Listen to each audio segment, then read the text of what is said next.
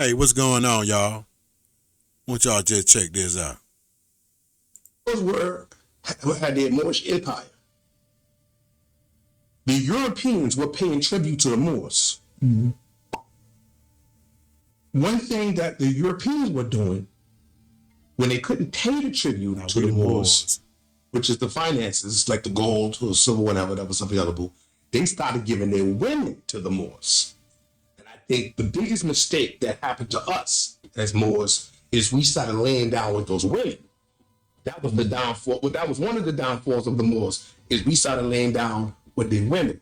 All right, because the European was giving their women in the thousands. So European women, which is who we call Albions or misnomer today as a white woman, they were in the thousands of Moorish harems.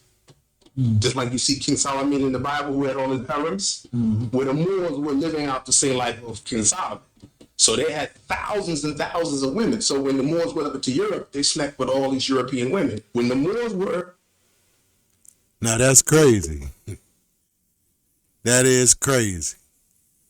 That's just a little nod to pass on. Y'all, let me know what y'all think about that. But that is crazy. Still going on right now today. All right, peace and blessings.